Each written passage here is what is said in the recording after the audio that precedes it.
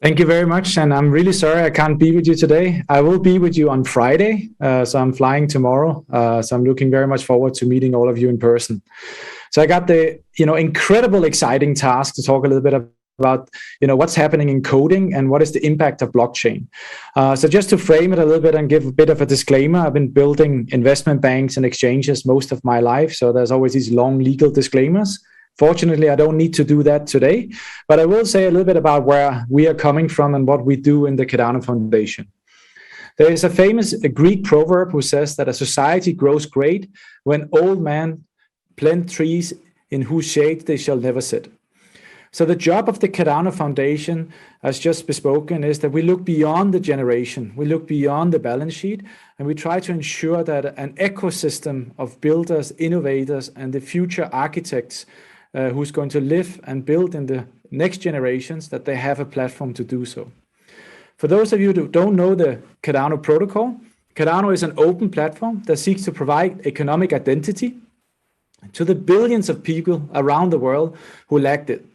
And we do that by hosting a decentralized set of applications that manage three things: identity, value, and governance. So, but all of that is just, I will share the notes and so on, so we can get back to that. But I think what's really interesting is what's actually happening in the developer space. What do we see in the industry? Not just in blockchain, but outside blockchain, when we think about computer engineering, when we think about talent, when we think about how is this whole world actually changing, and what does that actually mean? So where I'm sitting, it looks very much like science fiction becomes science reality. As you're very well aware of, we have, space tourism going on right now. But not only do we have space tourism going on, we actually see that, industries which was, let's say, not low tech, but fairly low tech in terms of computer engineering, suddenly becoming very much computer engineering. So we see high-tech farms with sensors, drones, and robots. So we really see farms where agricultural robots are doing pruning and picking. We see sensors engraved in the ground. We even see in certain areas of the world about 300,000 autonomous tractors already in use around the world. So while the rest of us are discussing about artificial intelligence and the ledgers underlying and can a car actually drive on our streets, the farmers out there, it's their property, right? So they're already deploying this technology. So to a certain extent, some of the industries where we said, okay, they're using machinery, manual machinery, or like big tractors and so forth, but it still needs the humans, they're already leapfrogging. And actually in some places in New Zealand, they're replacing the sheepdogs with drones to basically pick up the sheep. And what does that really mean? Well, it means that industries which normally did not have a lot of, let's say, affinity to technology and coding and algorithms suddenly have farmers and shepherds who actually need to interact with that, and they need to code, and they need to put sensors together, they need to put artificial fencing together. Other places, a little bit out of the realm probably from farming and the manual labor, we see that DNA is becoming the programming language of the future. So I'm not so deep into the US, but I can tell you where I'm sitting in Switzerland, it's actually allowed to buy what's called a CRISPR-Cas9 set. So that means that you can actually get a DNA scissor set brought to you through Amazon. And that allows you to download code on the internet, take some blood out of yourself, and start actually, experimenting with genes on yourself. Huh? Other countries just next to me, like a half an hour drive. This is obviously extremely illegal. In Germany, this is not something you can do. So you see, regulation plays a very big effort into it. But what I'm trying to say here is that we see a huge democratization of the access to what can a computer do and what does coding actually do. So another example I really love is, spinal implants, helping paralyzed patients to walk on their own feet. So again, here it shows that doctors who are actually normally relying on, generations of knowledge passed down to them, they're going more and more tech. They're going more and more into databases. They're more and more being reliant on ledgers. Have to rely on data. That data is correct.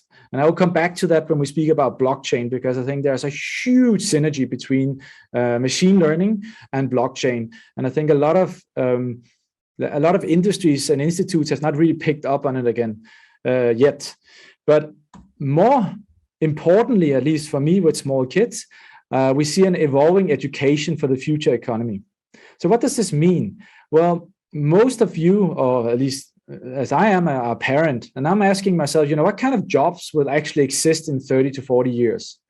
And to be honest, we don't really know, right? Nobody really has the right answer. But if we get this wrong, we will not only have, large unemployment, but we will have a large labor force which cannot be employed because they're sitting with the wrong skills. So why are we speaking about all of this? And why is this so interesting when we think about coding and the future of engineering and data science?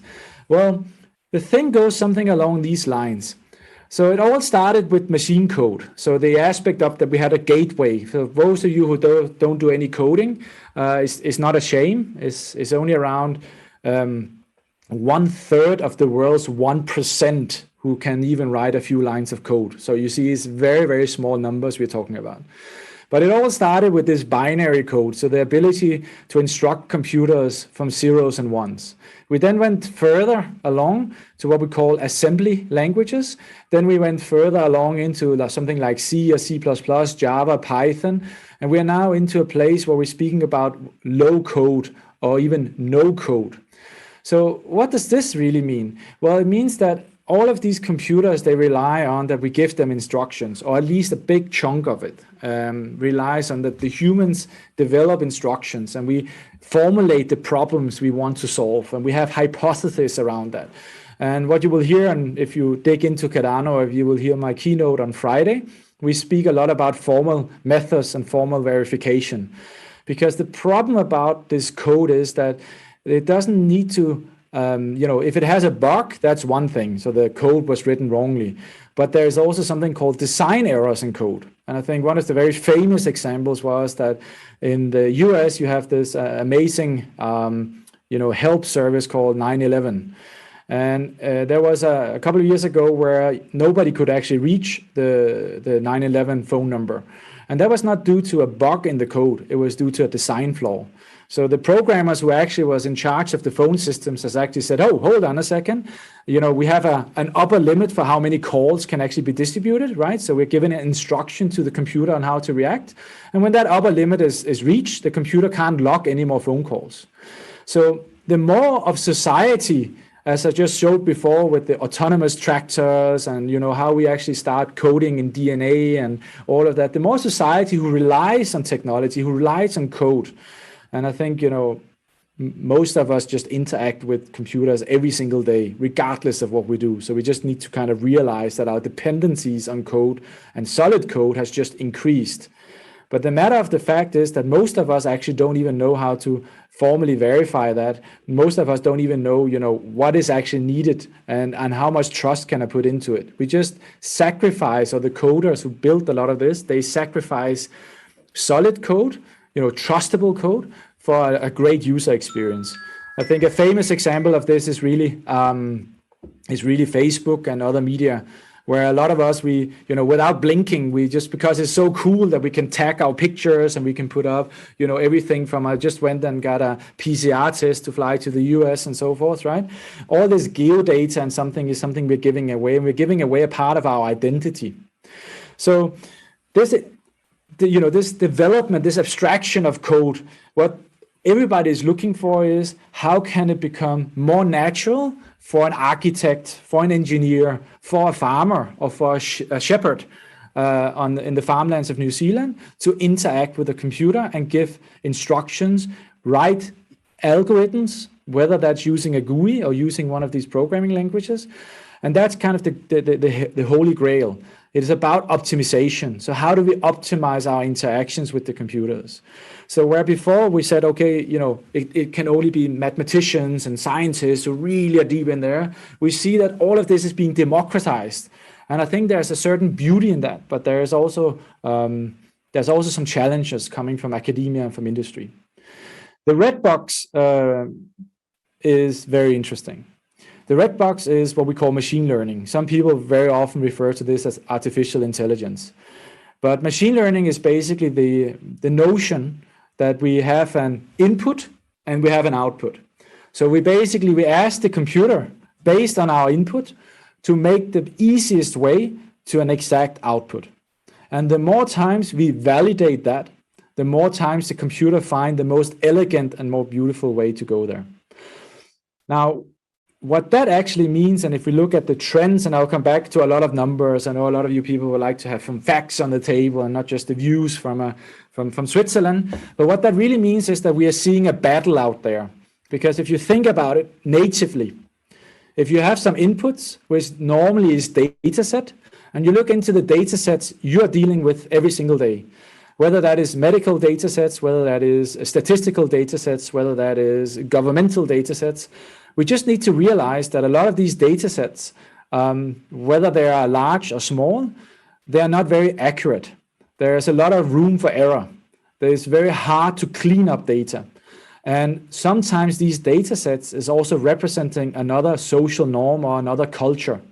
So if we look 10, 20, 30 years back, there was probably not that many Swiss people into coding, or there was probably a lot more white people into a data set than other races, right? And that means that we're actually asking the computer to learn on inaccurate data and asking them to solve the world's future problems based on our past. And there is some saying, and there is some good in that, because we are now having the ability to get the computer to write code on behalf of us. We don't 100% always understand how that actually comes in. And it's extremely hard, specifically like if you, like me, are working with regulators around the world to explain some of that and to prove that to auditors, what's actually happening in the red box. But what we can see is that AI, or this kind of machine learning, is everywhere, from our iPhones to Amazon to Netflix. It is being used all over. And it's really taking data and then spitting it out, and there's something magical happening in there.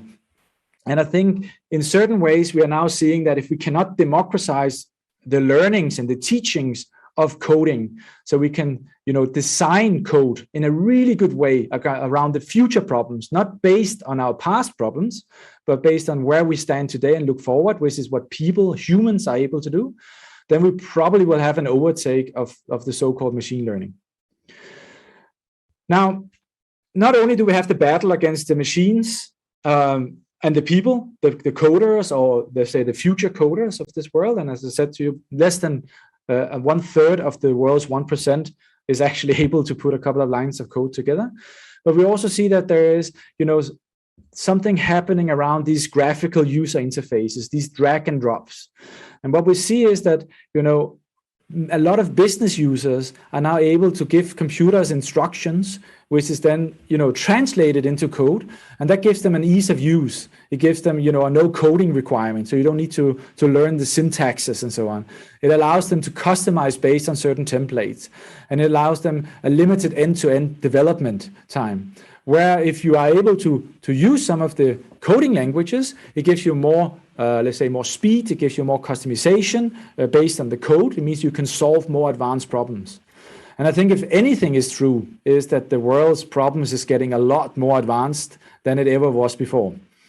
So there is something around that area right now popping up around these graphical user interfaces and how we actually democratize the access to being able to instruct the computer to a certain rule set and solve problems on behalf of us. So our ability to articulate and how we get that out. And I think, certain countries is already thinking about, a lifelong learning journey. And that means that you never exit the university. And that means that there's specifically small countries doing that to be, let's say, innovative.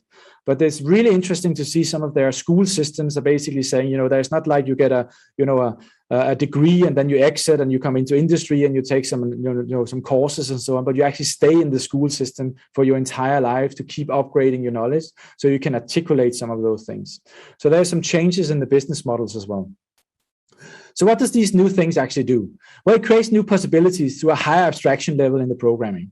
So that gives us productivity, it gives us new features and products, it gives us a go-to-market, and it gives us new revenues. And I'm very reluctant to say that COVID has been very good to society. But if it has been good in certain ways, is that it probably has enhanced the digital transformation of all of us as humans, but also the business models and the governments we interact with every day, with probably 5 to 10 years or something like that. What I mean about that is that actually what we see is that it's been a catalyst for a lot of companies to allow remote workforce. It's been a catalyst for a lot of people who are not able to interact with their bank. They needed to go down to the branches, and they now do that. They're basically sitting with the e-banking solutions. We see elderly and blind people interacting with technology in a way they've never done before. So we've really seen a big change, but we've seen a forced change. And I think in certain ways, I like to see the positive in everything. I think that's been extremely helpful, but also very challenging for some of the the more old style businesses who suddenly, cannot follow the interaction patterns which is happening, and is already bringing businesses to their knees. So I think when we see some of these help packages stopping and some of this monetary and fiscal policy really stopping, because we can't keep doing that for the years to come, we will see a lot of defaults because they simply haven't been able to innovate the business models. So when we think about blockchain and blockchain where it is in the ecosystem, we often have this notion that crypto and blockchain is kind of synonymous. And I'm probably one of the largest advocates saying, it is not like that. Crypto is a fantastic application on top of the so-called blockchains, but blockchains do a lot more than that. However, for the talk today, I would like to talk more about what is the difference between what we call open source and what we call intellectual property right, or the classical centralized model. So what blockchain really has done for our industry has been that it has opened up the code. That means that not only from an innovation perspective, that everybody is able to see the source code of the Cardano protocol, they're able to take it. They're able to take, the several hundred of millions who's been invested in academia, who's been invested in ground-based research to get the consensus algorithms and all of that right. They can take all of that for free. And normally, I'm coming from investment banking, we would say, oh, you cannot do that. There will be waste of money and so forth. But what actually is happening is, obviously, there is some companies and even some large companies who's taking the source code. So the millions of dollars we invested in this research and code we've written, they're taking that and implementing that in their own revenue generating businesses, and they're helping them to kind of move forward in whatever industry they are, which is great. But what is even more interesting is that we see the army of soldiers, the weekend soldiers who have a daytime job, and they're sitting and fiddling around with a dream of building a company, a dream of changing the world, a dream of building an NGO, a dream of really doing an impact, creating a new world. And they're sitting and using our protocol, our platform, with this open source, but they're also finding new ways to put things together, things we couldn't think of. Even though we had unlimited funding, unlimited access to brain power, we suddenly have a decentralized brain who is allowing an ecosystem to evolve. And this ecosystem, it learns, it has social norms, it has social values. And it also, things like remote work is naturally for them because they're sitting in their homes in their spare time. Instead of going for a run, instead of going to the park, they're sitting and coding and solving complex problems. They're coming together as a community to discuss, to decide.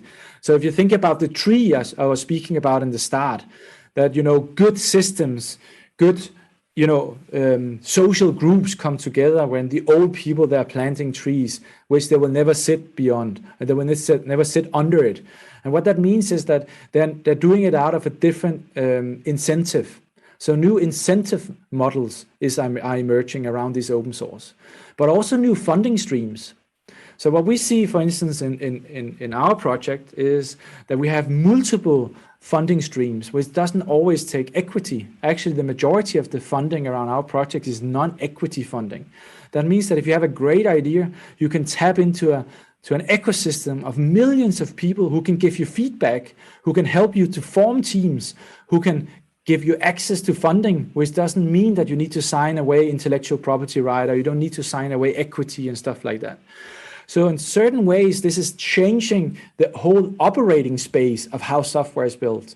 And this is a dramatic difference, actually, to when, for instance, the Linux operating system was built. because a lot of this is not just about, the very basic machine interaction, the zeros and ones. When Linux was built, it was built very much in isolation, in a basement, really, right? Where he was sitting and writing the whole strings and millions of lines. Now we can use libraries and Dockers, and we can use GUIs like in drag and drop, which allows a lawyer to suddenly write a legal contract without being able to code, but can interact with the coder. Can interact with the computer.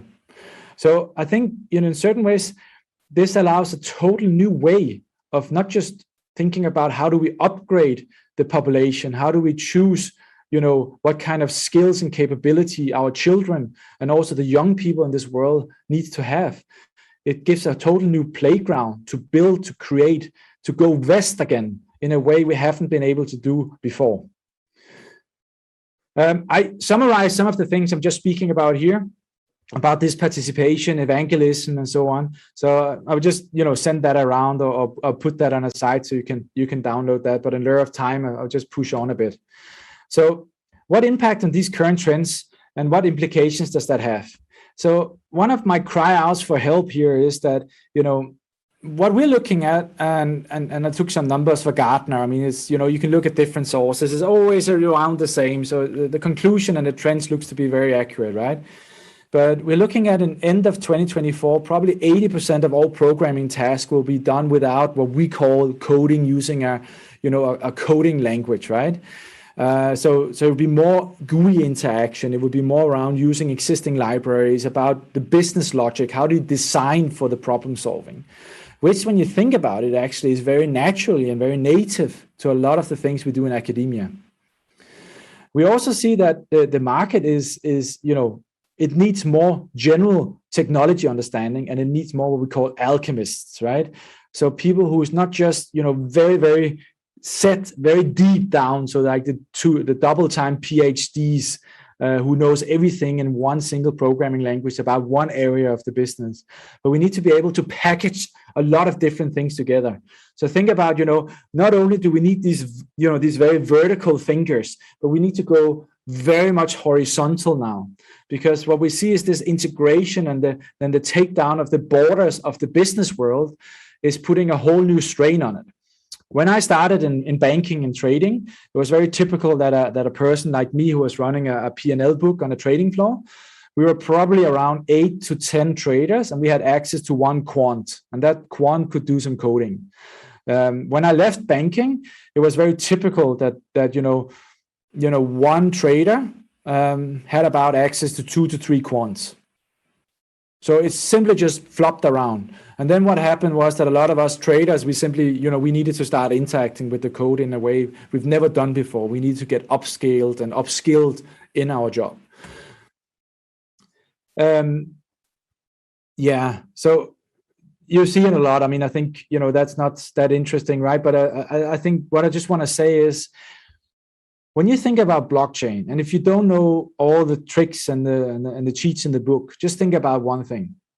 If you truly believe that there is a value in all of that data everybody has been speaking about for the last 10 years, and data-driven models and statistics and so on, just think about one thing. If the data set you're looking at is not accurate, it doesn't really matter what kind of algorithms you put on top of it.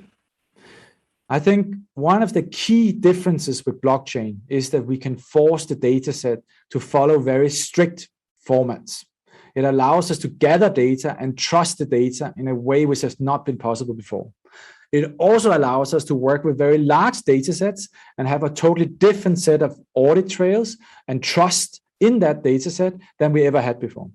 And that means that we suddenly can look at billions of lines of data points, and within the click of a mouse, we can actually ascertain if this data set has been changed, if it's been interacted with in a way which will, draw false conclusions out of it.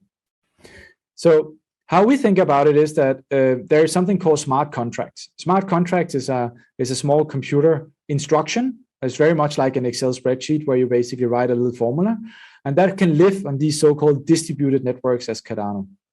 But we think that it's not sufficient that you only have one way, one access point into that. So in our case, for instance, there's around, of all the blockchain, so all the developers in the world, there's only around 0.03% who actually have access or have any touch points to blockchain. Think about that for a second. So of the whole world developer population, so everybody who can write code, there's only around 0.03% who's had any exposure to how to write anything in blockchain. Therefore, what we believe is that you need to have multiple options and availability to access these so-called functions in an open platform like ours. And it doesn't matter if it's ours or anybody else, but we need to think about this interoperability. We need to allow a democratization of the access points that people have, when they can formulate the problem, that there is a better user experience and easier access to interact with the platforms, with the computer, and by that generating the instructions to solve your problems and to verify and validate those.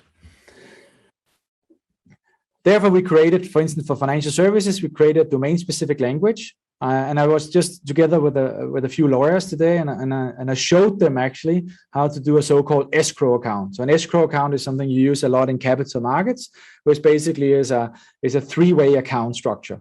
So if I do a deal with a counterparty, there needs to be a third-party validator who ensures that these parameters to release the money has happened. This costs a fortune in capital markets and is one of the main, let's say, trust layers in capital markets, who ensures the global commerce, the way we interact among players. And within an hour, these lawyers, they felt comfortable actually in dragging and dropping this around and creating these smart contracts. So what's the problem? Well, the problem is that our legal system is not built for this. Our legal system is not built for, how do we deal with, decentralized infrastructure where there is no incorporation, there is no clearly defined legal liability and obligations from these self-living codes or contracts on the system. And that gives us a lot of boundary conditions, and it hinders us. So therefore, again, what I would like to say is it's so important that this democratization of the computer science is happening in all industries, because it's moving so fast. And if we don't get to that point, we will never be able to catch up also from a regulatory perspective in terms of what machine learning, remember the red box I talked to you about before, how that actually is going to play in. That being said, I think we do live in one of the most amazing times in our world. Most of us, I see a few of you on the screen, has the same age as me. We had the opportunity of not just, having access and see one of the world's most awesome things coming into life, the internet, but also now blockchain. And if machine learning really takes a step forward, we will actually be able to see three of the largest innovations probably in the last 100 years in our time frame. And that's marvelous. So it must be our job to have a look at, and it's not just our job, it's basically, we have to look at how do we bring regulation, innovation, and the future brains of this world together to actually agree on what is the big problems, how do we solve them, and do something about that using technology and using the access to technology. I hope maybe we have a time for one or two questions, but I think I used my time, huh? Frederik, we actually do have a bit of time to entertain a couple of questions. I actually would like to ask a question relative to the work of the Foundation for Diversity, Equity, and Inclusion. We know that the work of the Foundation should represent all voices. Is there anything in specific that you'd comment on for having more diverse voices in the work of Cardano? Yeah, I mean, this is a huge topic, of course, right? So in terms of diversity, I'm extremely proud to say that our board is geographically extremely diverse. I would like to have a little bit more age diversity as well, but also from, let's say, from an educational background, but also, let's say, just the female-male ratio and 50-50 and so forth, I think is very positive. I'm also extremely proud that a lot of, let's say, we do attract a lot of female talent in the foundation, and some of our top performers, they're sitting around the world. I do see, however, that we are structurally having some issues. So when we think about this geek economy and the ability to travel around the world and work from wherever you are, transfer pricing, all employment law, social security, all of that is not really following pace with technology. So we are actually every day battling with how do we ensure that we get, people from more countries to join our labor force? How do we get, more diversity? Just from a regulatory perspective, that we don't take risk on behalf of the people where we have a fiduciary responsibility. The other part which I'm struggling with, and I'm really proud that we're doing a huge project in Ethiopia, where 5 million students in schools will get a digital identity, where they can basically prove that they have not just attended the classes, but also, all the paperwork, all the papers they turned in and so on. So we can really give them, let's say, a digital self-sovereign identity from trusted sources, which hopefully will allow them to jump the border and get attractive positions, in other countries.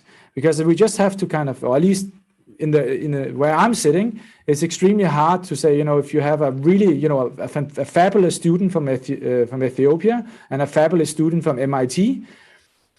Well, most of us will take MIT, right? Because it's a big brand, and there seems to be better processes, and we're more familiar with it. And I think we're skimming a lot of talent because of these silos we built. So I think we built some silos which is hindering us, not just from a regulatory perspective, but also from a human perspective. And I think the war for talent has just started. And I think what we've seen is we have, for instance, a fantastic developer from Nigeria. And it just blew my mind that he created an NGO using Cardano and non-fungible tokens, where every person in Nigeria he supports is an NFT.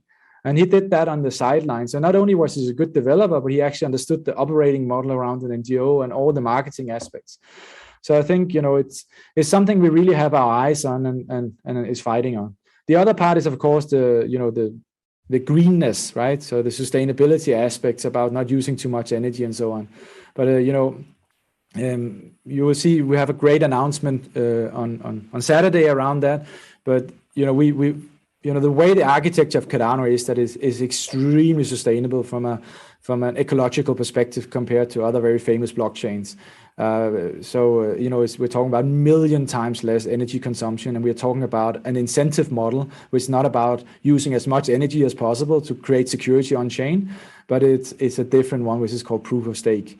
So I think there's a lot of things around Cardano and a green blockchain, but also the diversity of thoughts and the whole idea about us not just having a few people controlling everything, but really, giving access to, the community to take the key decisions in the future about where the protocol is going and where the investment should lie.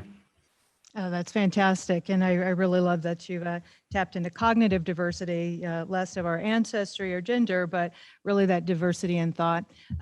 We have time for one more question. Then I'll open it up to the in-person panel. If you want to touch your mic, we can field one more question before we let you go, Frederik. Okay, please come up. And could you state your name? You can actually hit a mic right there, or you can come up here too. I don't mind. Come on up. My name's Kevin Fox, and I'm in from LA. I don't really have a question. I just wanted to say what I just saw was amazing. I am humbled and inspired by this man. He is so smart. And the one little question I would ask is, before there's major activity on this platform and we see some major changes, you had some dates up there, but how long are we really looking at? Is this 1 year, 2 years, 5 years?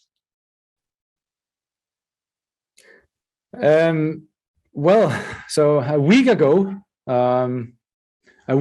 we launched smart contracts, and it's taking us a bit further or longer than what we would like, huh? But it is so that when you really believe that you're going to change the world and give access to 2 billion people on the same operating system as, let's say, the developed countries, we need to ensure that things are done right. So like a week ago, we actually allowed smart contracts, and I think the smart contracts is what really is important. And in that week, we already have several thousand smart contracts live, and we have several hundred businesses which is building. And alone with the foundation where I'm sitting, we have a list of nearly 1,000 companies who's basically asking for help and support and is committed to building on the chain. And we are coming with some great announcements over the weekend about how we also can help some of those companies to do that with some standards and so forth.